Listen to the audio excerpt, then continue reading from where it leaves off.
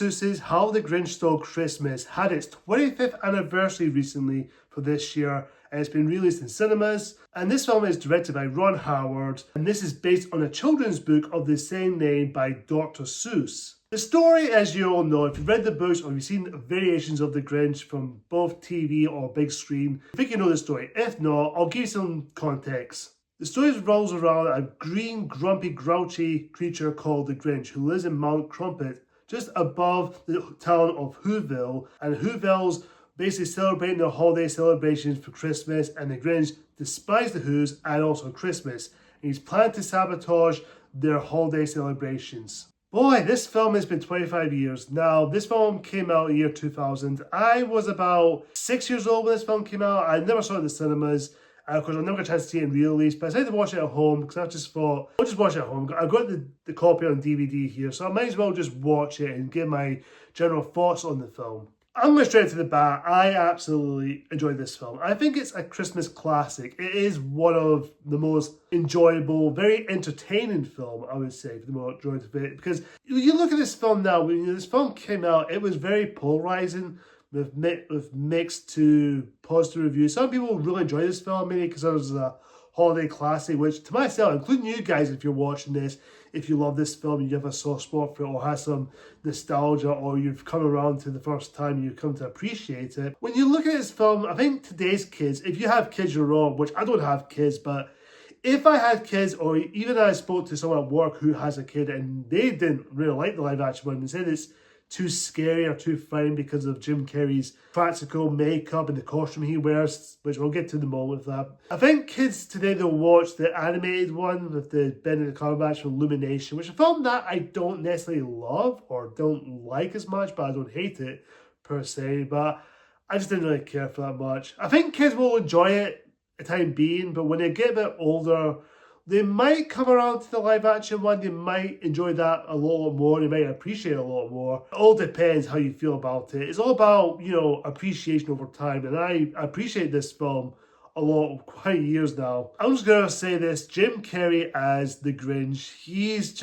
It's Jim Carrey doing his Jim Carrey shtick. We all know Jim Carrey. We all love the guy. Either if you love all his movies or if you don't like some of his films, whatever you think of him as an actor. He's a really funny guy. He plays it so convincing, especially with the practical makeup and the way he does his face. He does with the whole... And of course, the way he moves his face, he does that face. I thought that there's a practical makeup. It was. It's actually him doing it. It's actually him doing the face. It's not just a makeup just doing the magic. It's basically him doing that face. And he's got the most funniest dialogue, so many iconic scenes. That one scene with his prank calling Cindy Lou's father or his mom and dad on the phone, and basically asking, is their refrigerator running? And he goes, well, you better go catch it.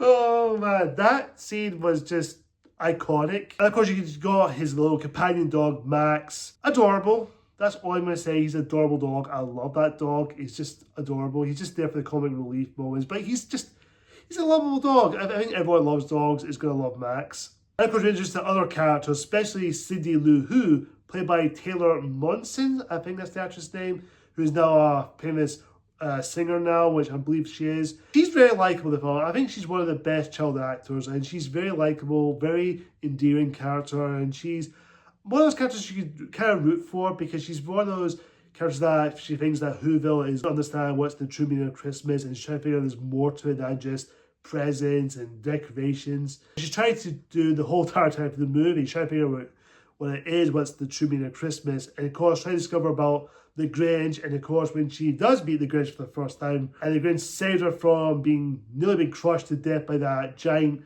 stamp thing on the post office, which the Grinch saved her, and Cindy Lou wants to know more about him because there's more to him than what people may see him as a monster or a creature that despises Christmas. And of course, you do get a backstory with the Grinch. We do see him where he came from, especially with he living with these two women. I'm guessing they're lesbians. I think they are. I'm trying to watch what I'm saying. I'm trying not to sound homophobic with what I'm saying there, but you get the idea. I don't know if they're just two old ladies just living together and they raised him his own son. The line earlier that Baby Grinch did when these two women asked if Grinch wants a cookie, and he basically bit the Santa plate. And he basically said the lines of one right here. That is what I quote most of the time.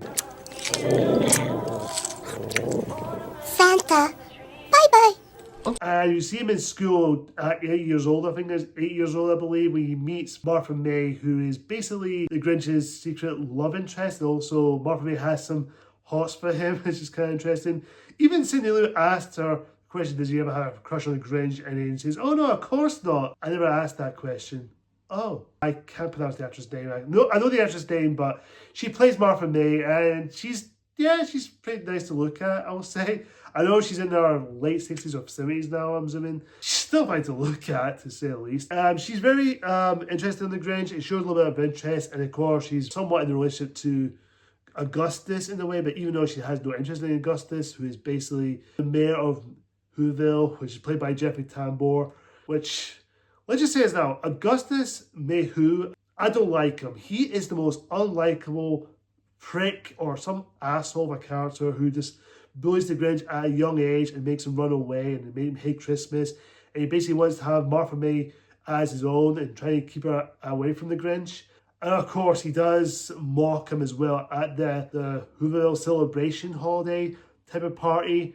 Basically, Cindy Lou asked the Grinch to be their Christmas cheermeister. And of course, Augustus gave the Grinch as a prize gift, as giving a razor, basically what happened in the young age, basically shaved his beard a bit, the green sides off, or the sideburns off him. Just basically tried to mock him. Are you trying to make fun of the Grinch after all these years you try to do to him? Yeah, he's a bit of an arsehole.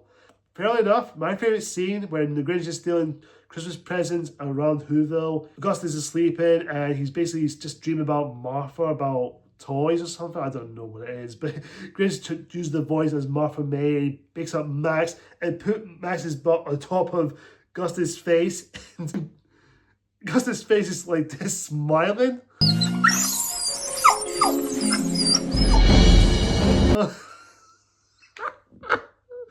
Oh boy, you don't know where that came from, Augustus.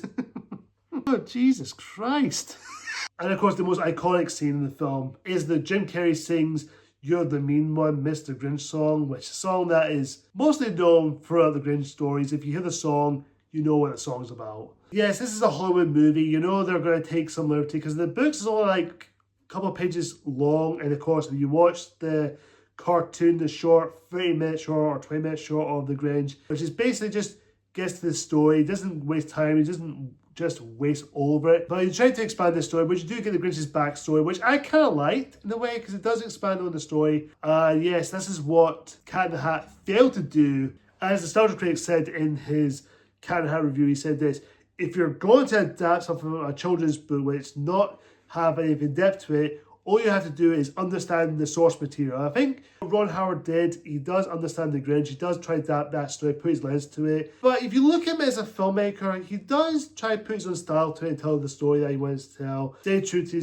the story and what makes the Grinch so popular. And I think after 25 years, I think a lot of people now have come to appreciate the Grinch a lot more because how popular the film is. And it doesn't matter how old you are. Even if you grew up with this film back when it came out, I grew up with it when it came out. I never saw it in the cinemas, but I did watch it when it came out on video, and I watched it so many times during the Christmas holidays. But when I watch it now as an adult, I have a soft spot for it. It's not perfect. It's not going to be a grand slam. There are going to be some things that you may not like how they did it, or some aspects. It's just a very simple story. Some things may work or some don't work. It all depends how you see this movie. As a film, I appreciate this film. I think many years when I have kids, I think they will watch the Illumination, a Grinch movie, but when they get older, when they get to maybe their 10s or 11 or get to teenage years, they will probably watch the live action Jim Carrey version. I think they'll appreciate it a lot more.